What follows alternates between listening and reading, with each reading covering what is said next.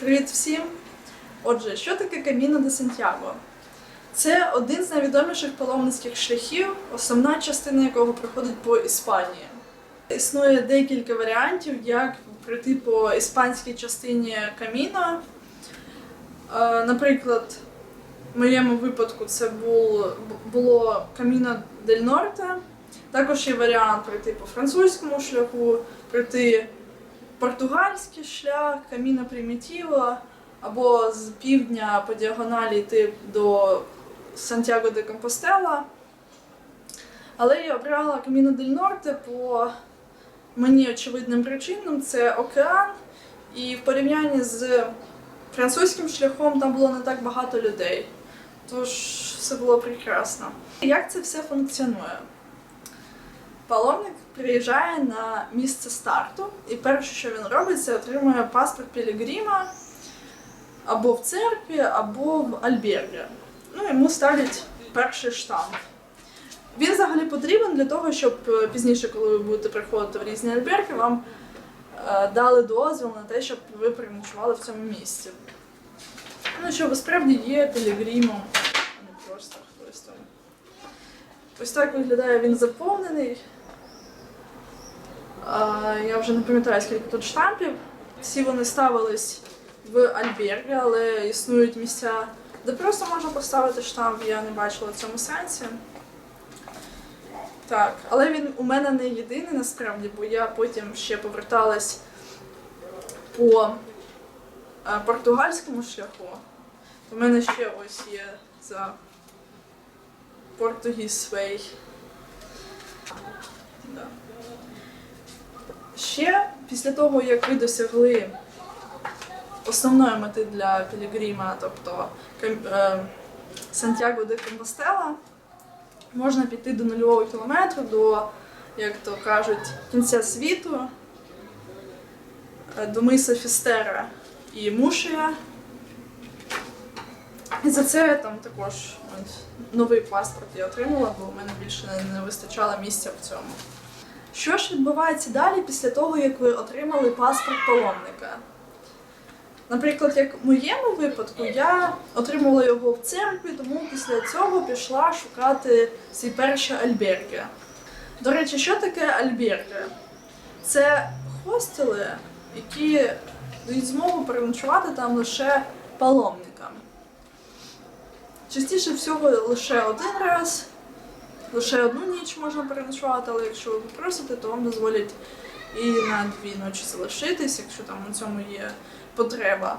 В середньому ціна за ніч в альбергі становить 7-8 євро.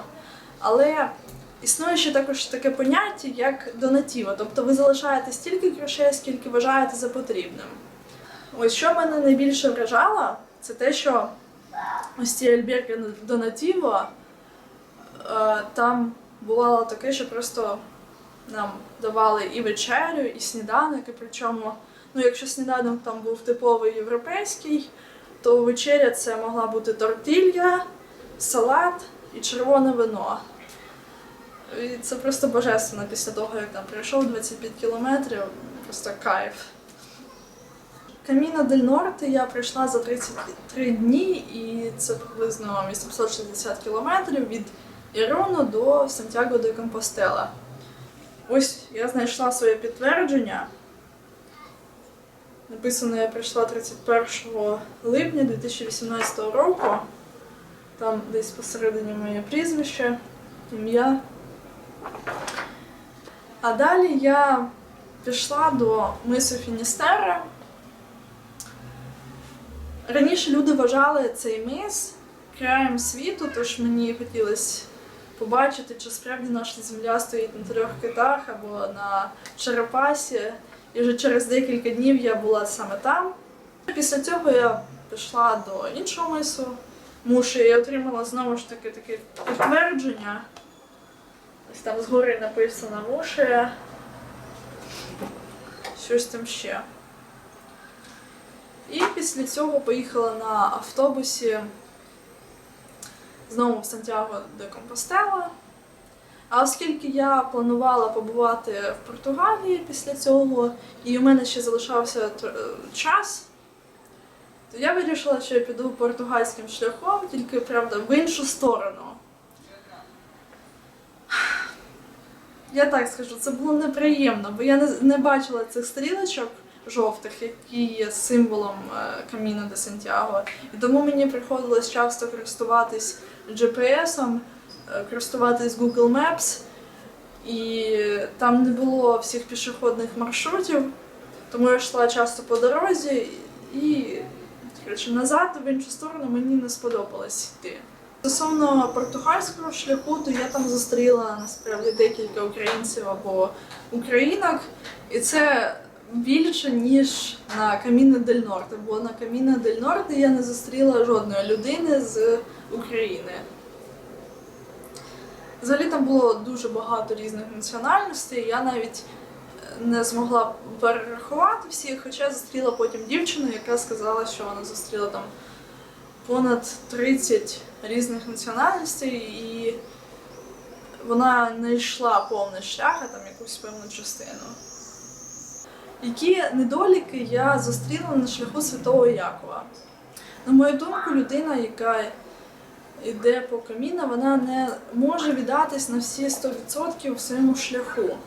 Бо завжди є думка, що ага, ось це я зараз стою, насолоджуюся, бо хочу там полежати на такій чудовій галявині, а прийду і мені не вистачить місця в альбергі. Бо таке часто зустрічалось, і люди в цих випадках або брали таксі, або якщо це досить велике селище або місто, то там можна було ще знайти якийсь хостел.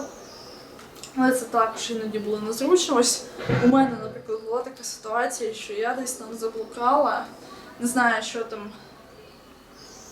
Не пам'ятаю всіх деталей, але я йшла по болоту, і в мене були ноги там дуже брудні, і я дуже втомилась.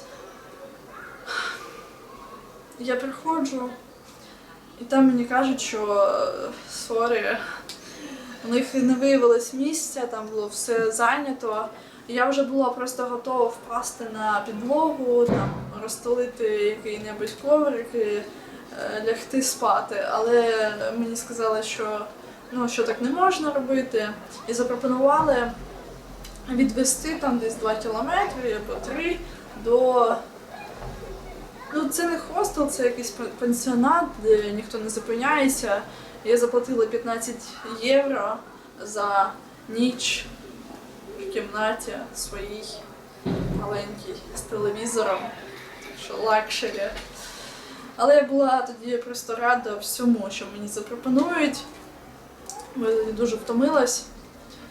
Ну і ось це, я вважаю, недолік, що ти просто... Тебе не покидає думка, що ось тобі просто не може вистачити місця. Тому, мабуть, варто ходити з наметом. Але це вже зайва вага, і це також впливає. Ось така ракушка є символом шляху Святого Якова. Ну, вважається взагалі, що це оберіг паломника. І часто можна побачити на шляху, що люди чіпляють собі на наплічник його, і ось це означає, що вони паломники.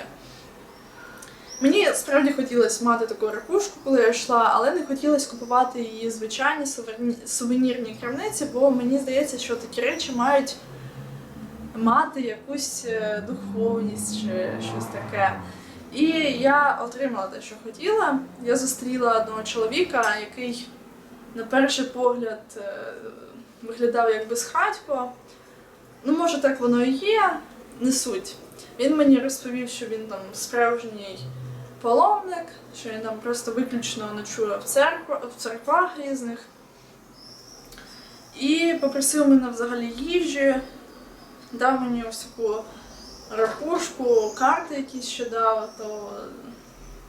Можливо, в своїй розповіді я опустила певні важливі моменти, тому якщо у вас виникли деякі питання, то обов'язково напишіть мені, і я відповім на всі ваші питання. І якщо вам сподобалась моя розповідь, ставте лайк і пишіть коментарі, підписуйтесь. До нових зустрічей!